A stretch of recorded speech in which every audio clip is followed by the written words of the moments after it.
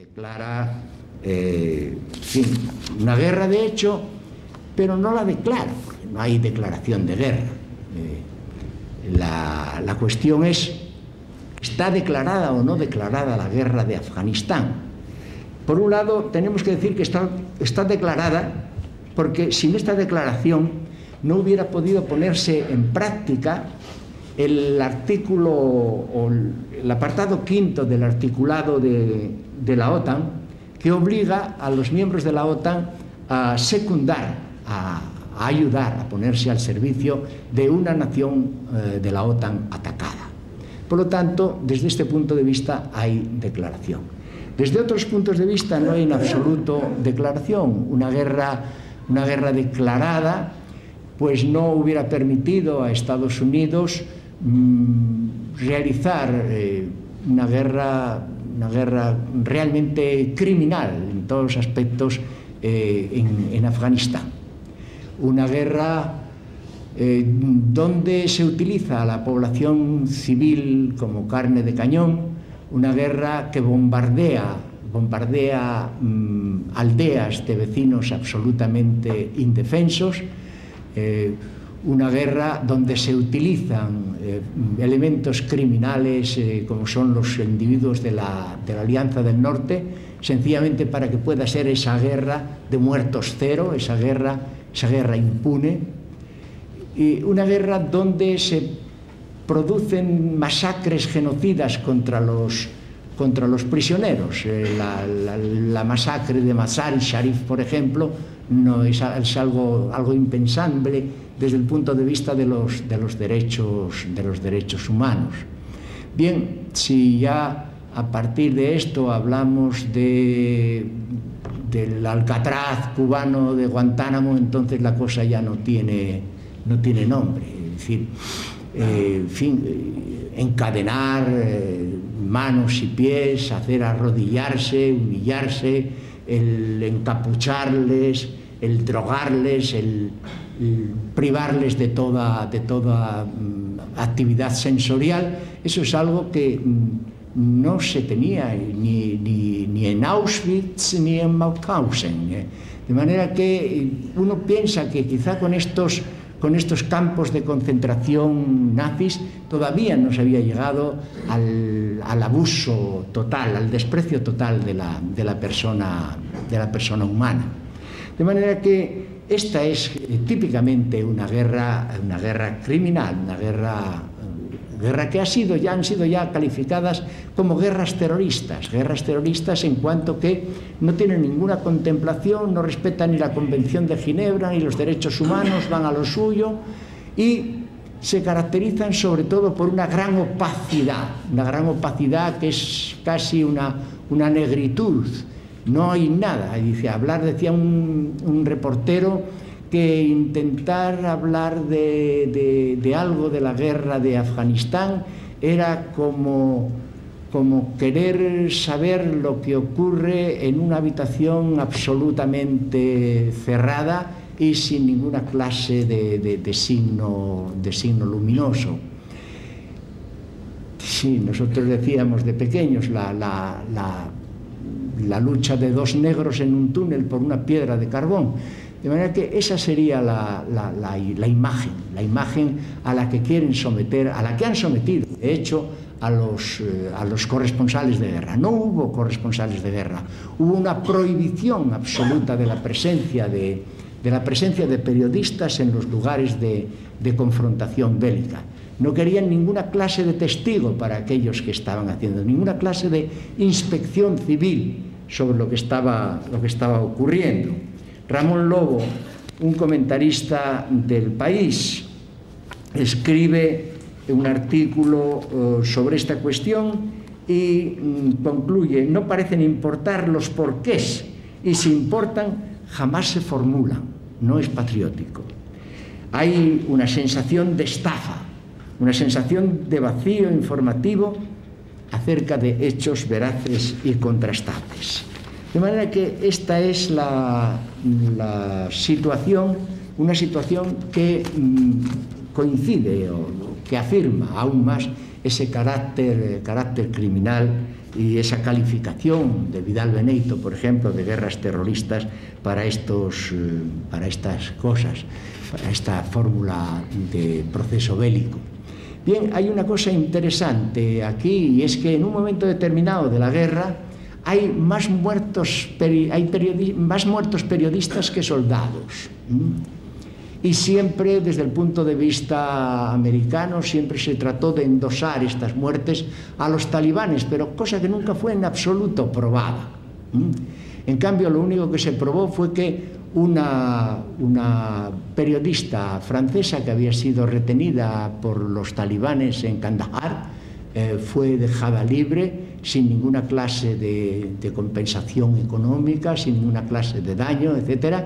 En cambio, los otros periodistas muertos sí realmente murieron en una situación de negritud, en una situación de opacidad. Bien, las últimas noticias de este comportamiento ya son tremendas, ¿no? El asalto, por ejemplo, a sangre y fuego contra internos de un hospital hace 3 días es algo que clama al cielo.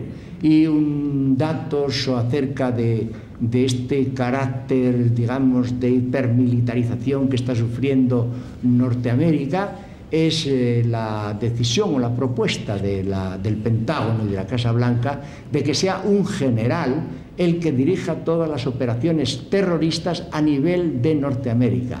Es decir, ninguna clase de poder civil, ninguna clase de inspección civil.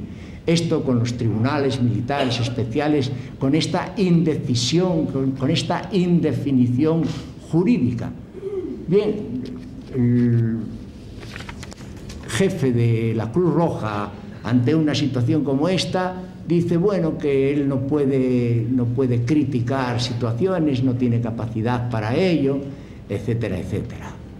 De manera que, en realidad, dice que los prisioneros son tratados como si fueran prisioneros de guerra. No que fueran prisioneros de guerra, sino como si fueran prisioneros de guerra. Y no quiere extenderse sobre la situación concreta de estos prisioneros. El caso es que lo que se deriva de ello es que estamos en una situación, digamos, de impasse, casi en los prolegómenos de una mutación jurídica, donde sea preciso una remodelación de las estructuras legislativas para hacer asequible, hacer asimilable por los bien pensantes una serie de cosas que están ocurriendo y que de ninguna manera pueden aceptar en la forma en que se les propone. Seguramente que esto llevará a una reformalización de la propia democracia formal. Otro aspecto interesante es Sí, me dicen que tengo que terminar rápidamente, y bueno, voy a terminar rápidamente para dar paso a un coloquio, pero este capítulo sí quiero desarrollarlo. Son los motivos económicos de la guerra de Afganistán. Bien, Rumsfeld, el secretario de guerra, tiene una conversación con Hamid Karzai, el testaferro que los americanos ponen al frente de Afganistán, y le dice que Estados Unidos no tiene apetencias territoriales, no quiere quedarse en Afganistán, que lo único que quiere es poner allí un gobierno que no dé acogida a estructuras de carácter terroristas ni a movimientos terroristas. Karen Talbot, que es una periodista de mucho prestigio en el ámbito anglosajón, publica una serie de artículos en donde dice, en uno de ellos, dice a Rumsfeld se le olvidó el decir que toda la política americana exterior va encaminada a la protección de las grandes corporaciones e intereses económicos americanos.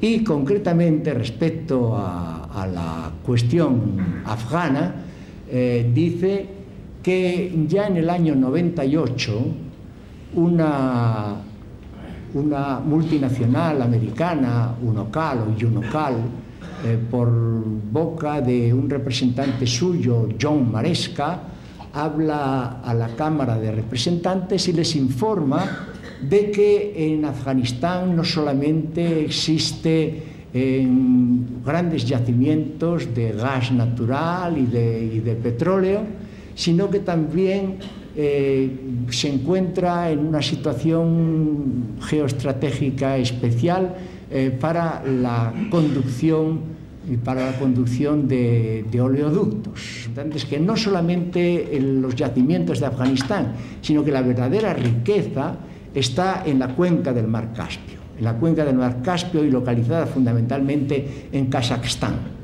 Bien, dice que hay unos yacimientos de petróleo de un valor enorme que pueden alcanzar la totalidad de 60.000 millones de barriles de petróleo, que algunos se elevan hasta los 200.000 millones de barriles de petróleo. Es una riqueza, en fin, sin igual, una riqueza enorme, a la que hay que dar salida, y el problema es cómo darle salida y por dónde y en beneficio de quién. De manera que o se trata de un oleoducto que por Asia Central vaya hasta el Océano Índico, o lo que él propone como oleoducto alternativo óptimo, que sería un oleoducto a través de Afganistán, que atravesara igualmente el Irán hasta el Golfo Pérsico, para ponerse al servicio de las grandes petroleras occidentales. De ahí partiría también otro ramal oleoducto que iría hacia el Mar Negro, y que por el Mar Negro, atravesando Bulgaria, atravesando Macedonia, atravesando Albania, llegara hasta el Adriático, y también desde allí hiciera otro ramal que llevara hasta el norte, hasta el centro de Europa y el norte de Europa. De esta manera, la Unión Europea podría disfrutar de un aprovisionamiento de petróleo sin necesidad de estar dependiendo estrictamente del petróleo servido por los rusos. De manera que es una operación totalmente económica, totalmente planificada, de manera que la guerra no se hace ni contra los talibanes, mucho menos contra Bin Laden, de quien ya no se acuerda ni por asomos nadie, y en realidad se hace a favor de la empresa Chevron, la empresa Exxon, la empresa Arco, las tres grandes empresas americanas, a favor de la empresa ELL francesa o a favor de la empresa Shell británica. ¿No? Es que los verdaderos motivos de la guerra, en el fondo, son estos: el dominio de los agentes, digamos, de producción energética, y el control, digamos, en todo su terreno, desde el lugar de explotación hasta, digamos, todo el trayecto que van recorriendo los oleoductos. De esta manera queda ya más explicado, no solamente por razones de debilitación del papel político ruso en Centro Europa. Estoy hablando del caso de Yugoslavia. La guerra de los Balcanes no tendría solamente esa misión, una misión política de debilitar el poder político o la influencia política rusa en Centro Europa, sino que tendría también y fundamentalmente la misión de dejar expeditos todas las naciones a través de las cuales iba a circular los oleoductos procedentes de la cuenca del Caspio, en la forma en la que hemos explicado.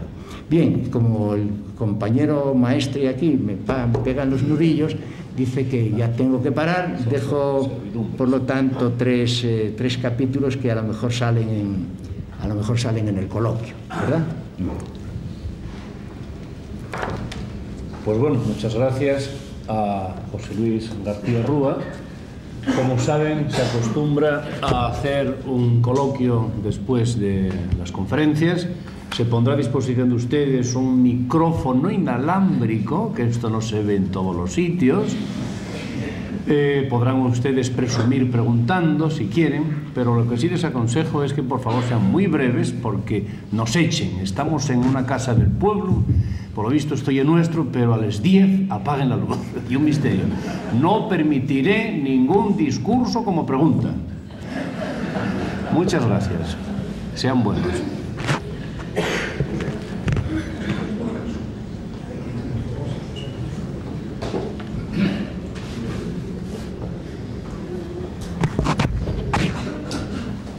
Mientras tanto llega el micrófono, quiero recordarles que mañana sábado habrá una conferencia de Alfonso Volado,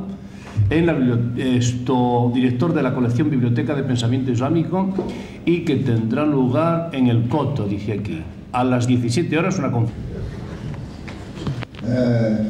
Según esto expuesto, existirá la posibilidad de que todo este ruido de todas las gemelas, etcétera, etcétera, etcétera, haya sido manipulado por el servicio secreto americano de alguna manera todo esto. Un montaje de toda manera. Bueno, dicen los italianos, se non è vero è ben trovato, si no es cierto viene a pelo. No hay ninguna prueba para eso. Sí hay indicios que se van sabiendo de que el FBI tenía pistas previas que, de haberla seguido, hubiera llegado digamos, a los autores de esa cuestión. Eso puede dar que pensar, que por otro lado, digamos, los poderes constituidos lleguen a hacer una acción de este tipo.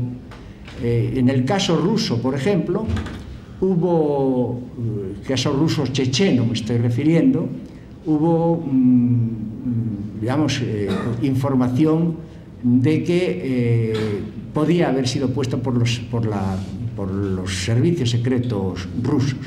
Los grandes atentados de Moscú y de otras ciudades rusas con muchos muertos, que fueron el desencadenante de la guerra chechena global, de la guerra chechena de devastación de la Segunda Guerra Chechena. Los chechenos siempre se desmarcaron de estas, siempre dijeron que ellos no tenían nada que ver con estos atentados.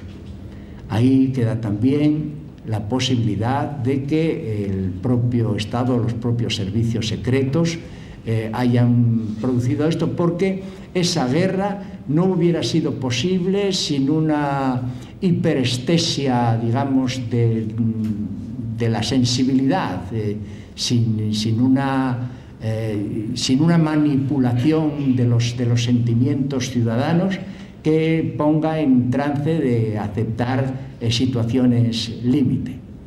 Si se comparan las dos cosas, si se tiene en cuenta esa casualidad de que el 11 de septiembre en las Torres Gemelas haya sido filmado plenamente, parcialmente creo que también en el Pentágono, etcétera, puede preguntarse uno a qué casualidades responde esto, juntado a la otra cosa, pero que estas cuestiones nunca pueden, si alguna vez pueden decidirse, seguro que pasarán muchos años, quizá medio siglo o más, si puede llegarse a la verdad de todo esto. En la actualidad es absolutamente imposible el saberlo y por lo tanto estamos en el campo de la especulación y no vale más que nos atengamos a los resultados de los hechos que a especular sobre las causas, ¿no? Maestro, dos breves preguntas. Una, el problema, por ejemplo, palestino, está claro que es otro de los problemas que no quieren solucionar Estados Unidos, en tanto en cuanto le perjudica en su parte económica, creo entender, ¿no? Y la otra pregunta, en cuanto al terrorismo español existente en nuestro pequeño país, toca también en este año. Gracias. Repite la última parte, por favor. En cuanto o en qué parte toca el terrorismo de ETA, en qué parte le toca en este área que estamos hablando de la globalización, qué hilos reales hay entre el sistema Bin Laden y el sistema antiglobalización o no hay ninguna conexión real. ¿Me explico? Sí, bueno, entiendo lo que quieres decir, vamos. En cuanto a la cuestión palestina, es una obviedad que los americanos están tratando de atraer a Yasser Arafat a su terreno para juntarlo a esa serie de naciones que siguen los mandatos americanos, los presupuestos americanos de una forma o de otra. Que esto llegue a conseguirlo o no llegue a conseguirlo por la especial situación política de delicadeza del propio Arafat frente a una parte de su pueblo muy importante que está por la liberación total y de carácter agresivo, de carácter abierto, pues esto es una cosa que no se puede decidir, vamos, que es posible, ni siquiera, vamos, yo creo que no podemos decir si Arafat va a terminar plegándose plenamente a eso o si, digamos, tendrá que seguir un poco los presupuestos que su propio pueblo, el pueblo de la Intifada, le está marcando. Es una situación, digamos, que está en el aire. En cuanto a lo otro, a mí me parece que el Estado español ha cogido el rábano por las hojas enseguida y ha aprovechado la situación para llevar el agua a su molino en las cuestiones de la identificación de toda clase de terrorismos. Es decir, no solamente es terrorista el que utiliza la violencia de la forma específica del terror, sino también, dije anteriormente, aquellos que puedan estar en contra puedan estar por la subversión del régimen estatuido en cuanto que régimen injusticia, pero como factor interno. Bien, en esa identificación llegan todavía a una zona intermedia de ofuscación, equiparando todos los fundamentalismo con el movimiento corso, el movimiento de la Bretaña francesa, el movimiento del IRA o el movimiento de ETA. Desde mi punto de vista no tiene en absoluto nada que ver una cosa con otra, pero naturalmente es aprovechada para llevar al agua a su molino y promover una situación que conviene en un momento determinado. Si la pregunta es si yo creo en la equiparación de todos los terrorismos, la respuesta taxativa de mi opinión es que no. Aquí, por favor. Después de la conferencia de usted, yo me digo que estábamos casi mejor antes con los dos bloques que ahora con el predominio grande de los Estados Unidos, que tal es el servilismo de la Comunidad, por ejemplo, Económica Europea, que casi nos da pena, ¿no? Porque es espeluznante. Aznar y Rajoy y todos ellos, y con mandar fuerzas allá, a mí me parece que eso es pasarse. Después voy a otra cuestión. Hay otro terrorismo que es, por ejemplo, el de las empresas como la Enron, que no solo es que haya echado a la calle a 20.000 empleados, sino que es peor, se han quedado con las pensiones. Y esa es muy gorda. Sí, no, desde luego. Hablando de terrorismos, desde luego hay terrorismos mucho más criminales y más perniciosos que la pura circunstancia de una bomba por aquí o un tiro por allá, etcétera, etcétera. Es decir, todas las cosas pueden ser igualmente rechazables, pero en su grado, el condenar a 20.000 familias a la miseria y a la supresión de las pensiones es evidentemente un crimen mucho mayor. Y sin embargo ese tipo de crímenes está santificado. Aquí robar un par de gallinas supone que vas a la cárcel de seguro, pero robar cientos de millones o miles de millones, eso ya es una garantía de prestigio social dentro del área. El obispo de Valladolid, sí, tiene razón. Bien, y en cuanto a lo otro, pues sobre las situaciones de hecho, pues en fin, lo que pasó.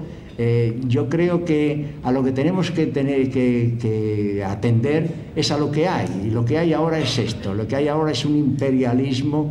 No se trata de buscar situaciones comparativas anteriores, desde mi punto de vista, sino de ver que estamos en una situación de un enorme gran peligro, un gran peligro pues que puede llevar en el año 2025, 2030, puede llevar a situaciones de clara ruptura, que por un lado puede tener una dimensión de caos y de catástrofe, por otro lado, si desde el momento actual sabemos utilizar el campo de la conciencia, el campo de la solidaridad social, el campo de la lucha civil coordinada, yo creo que todavía estamos a tiempo de poder impedir esos desarrollos francamente perniciosos, unos desarrollos que incluso pues Immanuel Wallerstein, por ejemplo, llega a comparar la situación actual con situaciones equivalentes a la que ocurrió entre 1932 y 1939, propone tres: otra en 1842, 1849 y otra en 1760, 1793. Y cada una de ellas, la del 1932-39, es la que lleva a la catástrofe de la Segunda Guerra Mundial, el desarrollo de los fascismos y el gran encontronazo internacional. La que lleva desde el 1842 al 49 es lo que media entre la revolución del 30 de Luis Felipe, una revolución burguesa de carácter más bien financiero, con la revolución de 1848, que es la instalación de la Segunda República en Francia. En todo caso, un paso verdaderamente revolucionario. Y también el tránsito de 1768 a 1793 son sencillamente los preparativos de la Gran Revolución Francesa. Luego entonces realmente estamos en una situación límite, acercándonos, y esta situación, vista por analistas y estudiada, es lo que lleva a los Estados Unidos y a sus congéneres, los lleva a lanzarse, digamos, en el proceso bélico como forma de atajar y de dominar y de controlar. Esto precisamente que exiges de la conciencia del momento actual, de las consecuencias de todo este paso militar obligatorio de la globalización. Por un lado, la cuestión de la opacidad y la negritud que hablabas. Por otro lado, la violación descarada de todos los derechos humanos, la intervención criminal absoluta. Y por otro lado, las causas mismas de la intervención en Afganistán, que había señalado en contra de todo lo que los medios de comunicación nos han bombardeado como causa lo del 11 de septiembre. ¿Qué opinión te merece el papel que han jugado y que está jugando todavía los intelectuales en este país respecto, de hecho, yo creo que ha sido vergonzante y claudicante porque no dice nada, ¿no? Pero si se habla de que lo que se debe de partir es una conciencia de lo que está pasando, ¿de dónde vamos a esperar que esa conciencia se expanda? Ya, bien, desde luego, desde mi punto de vista, el papel no solamente ya de los intelectuales orgánicos, que de eso se espera ya, sino de otro tipo de intelectualidad que pudiera, digamos, echarse para adelante más en otras ocasiones, es bastante pobre la actuación en un escrito de alguna parte. Se habla de esta situación tremenda y se habla también del silencio culpable de la intelectualidad. Se dice que mientras estas terribles cosas están ocurriendo en el mundo, la inteligencia del mundo occidental y del mundo en general, porque del mundo globalizado, pues bien arropadita ella en su buen pasar confortable, porque tienen buenos sueldos y buenas posibilidades de vivir, pues se divierten escuchando los dulcísimos valses de Strauss. Es decir, que cierran los ojos, miran para otra parte, quieren desentenderse, y realmente es una situación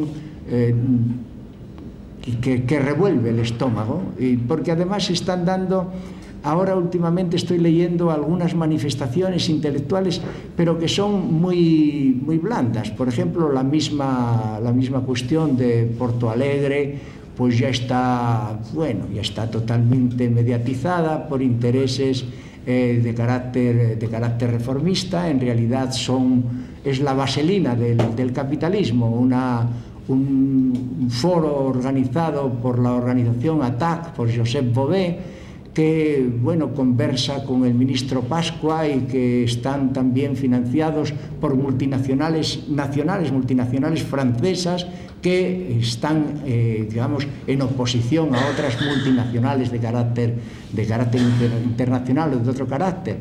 La presencia de 6 ministros franceses, la presencia de parlamentarios, pues eso demuestra sencillamente que y además lo mismo que se lee en El País, en el artículo de Estefanía, no vayáis solo allí a protestar, ir a proponer cosas, ir a plantear, pues en fin, de lo que se trata es eso, la tasa Tobin y otras semejantes, y la situación sigue igual, la situación sigue igualmente dura, la situación sigue con ese 80% de desposeídos y con esos 336 personas que igualan los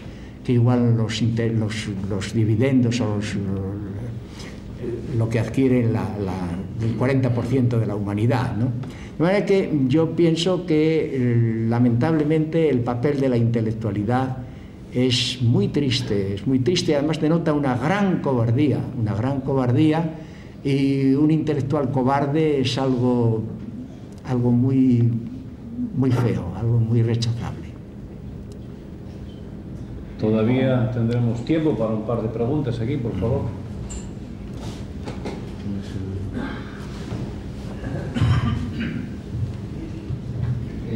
Quería saber cómo valora el movimiento antiglobalización y cómo cree que evolucionará ante la creciente represión a la que se va a ver sometido. Bueno, eso está, digamos, sobre los futuribles no se puede pontificar nada. Yo he querido terminar con las palabras que me parecieron precisas, es decir, si desde el campo de la conciencia, del campo de la solidaridad social y de la lucha coordinada civil se mantiene una posición de fuerza, de interés y positiva, yo pienso que a partir de ahí se puede, no de manera inmediata, sino en una lucha larga, una lucha que va a ser también larga, pero podremos impedir el establecimiento de esa república universal dirigida por las multinacionales o por quien pongan allí las multinacionales. Ahora, si no existe eso, si por el contrario nos metemos en casa, si por el contrario ante la represión nos acobardamos y nos dejamos meter el miedo en el cuerpo, entonces sí, entonces el mundo está perdido. Yo no diría, no puedo decir ni mucho menos cosas de carácter definitivo, porque sería absurdo e idiota por mi parte, pero presumo, tengo para mi capote que la cosa sería cuestión de siglos, el retroceso, por lo menos el impedimento a una situación de un mundo mejor, de un mundo de justicia, de un mundo de fraternidad. Depende de nosotros. José Luis, acabas ahora de hablar precisamente de esto del mundo de justicia, de solidaridad, etc., ¿no? Ese es el punto que yo quisiera plantearte. No nos ofreces una perspectiva ideológica, una perspectiva organizada en tus pensamientos, al menos, de las posibilidades que produce la humanidad para volverse contra este arrebato armamentista que tiene en estos instantes Estados Unidos, que le lleva a nada menos que, en fin, convertir del orden de los 90.000 billones de pesetas para este año, sobre todo para hacer su protección del territorio ante, en fin, contra los misiles, ¿no? Entonces, no hay que ser tampoco, en fin, negar la evidencia. Es un Bin Laden, una persona como este, y habrá miles de ellas, caínes, en definitiva, pueden coger una bomba atómica y meterse en un metro, o meterte en el Louvre, o donde sea, personalmente, y saltar, lo harán, lo hacen. Hay dos evidentes, que algo se tiene que hacer contra esta realidad, porque cuando se llega al extremo de que una persona va a entrar en un aeroplano donde lleva la bomba en el propio tacón, pues claro, esto de ritual ha cambiado completamente. Y creo que este milenio viene marcado, queramos o no, por esto. Y entonces yo te pregunto, los problemas están ahí en todas las naciones. Ahora mismo, hablamos de Afganistán. Afganistán, los jefes guerreros, los que siempre han estado guerreando y siguen guerreando, pues se basan su fuerza en la fabricación de la cocaína, en los elementos en los que seguirán trabajando, porque no se puede llegar allí, porque te cogen a uno o al otro, te piden dinero por ello, los tienen, en fin. Yendo al caso, ¿ves algo moral, ético, organizativo, dentro de la mundialidad actual, que no sea simplemente que Estados Unidos proteja su espacio aéreo, solamente puede protegerse a sí mismo contra todo este terrorismo? Bueno, yo contra lo que se dice del carácter imperial de la acción de Estados Unidos, bueno, creo que hay que matizar. Creo que en efecto todo eso es verdad, es decir, del poder que yo he dicho y la forma de actuar, el hecho de que bueno, no haga caso de la ONU para sus acciones, el hecho de que haga caso omiso de la resolución de Kioto, o de que se niegue a la aceptación del Tribunal Penal Internacional para que los suyos no sean juzgados, etcétera, etcétera. Todo eso es realidad. Pero la realidad profunda es que el signo imperial de carácter nacional ha dejado paso a una alianza estratégica dirigida, sí, por Estados Unidos, pero no constituida solo por Estados Unidos. De manera que la cosa es mucho más grave y, digamos, de mayor calado, de mayor profundidad. Es decir, que la Unión Europea, en realidad, es la globalización a nivel continental, y estamos viendo cómo va funcionando. Entonces, bueno, todo eso, que existe el problema del terrorismo en los planes, en la situación que tú lo planteas, bueno, pues eso es una realidad, es una táctica que tiene un determinado grupo, etcétera, pero esa táctica y esos grupos pudieran existir, digamos, indefinidamente. Es decir, por ejemplo, los peligros de la seguridad ciudadana, que vas por la calle y te asalta un muchacho, que a otra mujer le dan lo que sea. Bueno, ¿qué quiere decir esto? Quiere decir entonces que tenemos que convertirnos en una dictadura, pedir el carnet de identidad a cada paso a todo el mundo, preguntarle a dónde va, lo que quiere, lo que hace. No, sencillamente todas esas cuestiones tienen otro tipo de arreglo, que es el arreglo de la educación, por ejemplo, el arreglo de la atención social, el arreglo del diálogo cordial y fraterno, en fin, la misma solución que la cuestión de las cárceles, ¿no? utilizar las cárceles como sitios donde se aparca a la gente a la que se ha declarado ya asocial de una forma absoluta y permanente, y convertirlas en centro de destrucción de mentes, de almas, de personas, etcétera, etcétera. Yo creo que esos problemas existen, pero no creo que deban ser tomados en importancia hasta el punto de que hagan cambiar, digamos, la forma fundamental del comportamiento de la sociedad. Entonces, yo pienso que debe haber una fórmula ideológica. En fin, yo tengo la mía, tú la tuya, otros tendrán otra. Ponerse aquí a pontificar no es el lugar de ello, sería cuestión de encontrarse quizá alguna vez y enfrentar opiniones y tratar de ver, pero no es este el momento, ¿no? El momento es el momento de reconocimiento de los peligros y de reconocimiento de la necesidad de tomar posición frente a esos peligros. Y uno de ellos, uno de los elementos esenciales, es la necesidad de encontrar, primero, junto a una fórmula, digamos, racional, una fórmula justa, encontrar el convencimiento de la necesidad de un trabajo común.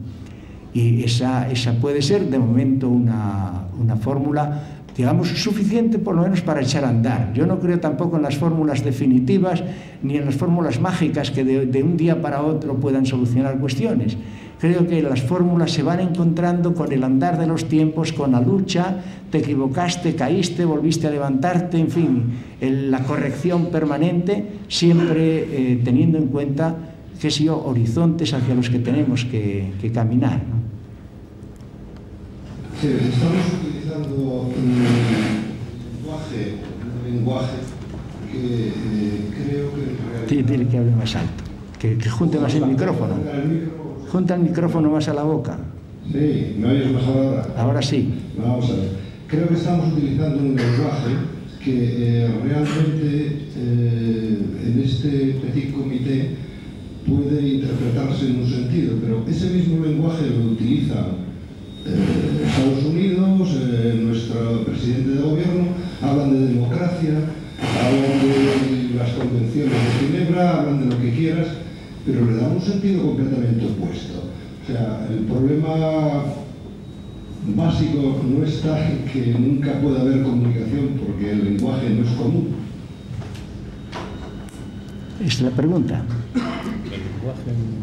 Bueno, yo pienso que si puede confundirse mi lenguaje con el lenguaje de Aznar, en realidad lo he hecho muy mal. Aspiro a que no sea así, ¿eh? Y por otro lado, el lenguaje, hay dos formas de lenguaje, un lenguaje privado y un lenguaje común. De esto ya nos habló Heráclito hace muchos siglos.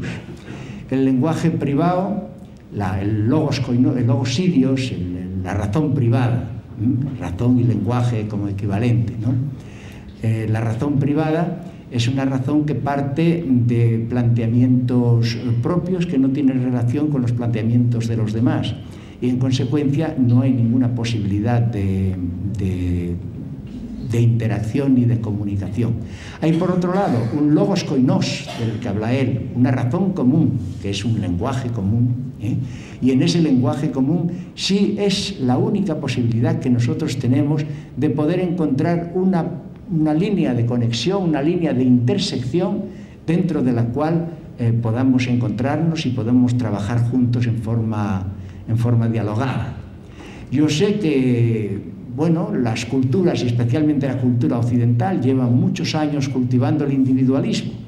Y el individualismo justamente se apoya en ese lenguaje privado del que estamos hablando ahora, y que hace difícil el encuentro y el reconocimiento de la existencia de un lenguaje común, que es un logos koinos, que es una razón común.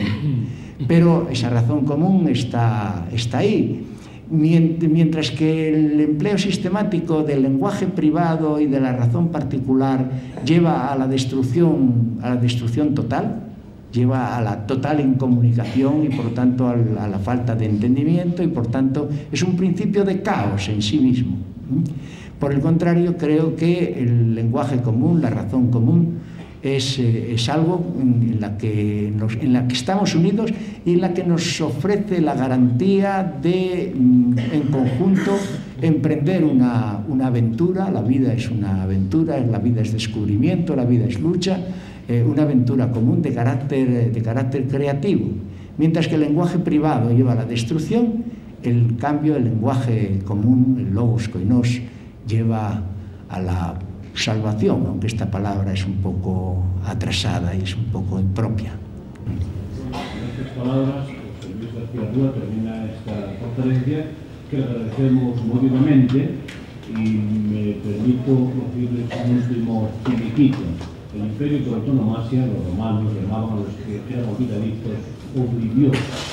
Espero que vosotros no seáis obliviosos si sabéis por hecho de esta conferencia.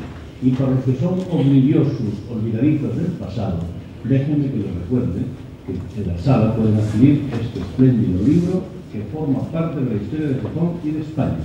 Un sendero de lucha de José Luis García Rúa, del gran Leonardo Borque, con solapa de Chema Castiello y un magnífico y espléndido prólogo de Guillermo Rendueles. Les esperamos a todos mañana en el salón. Muchas gracias por su atención.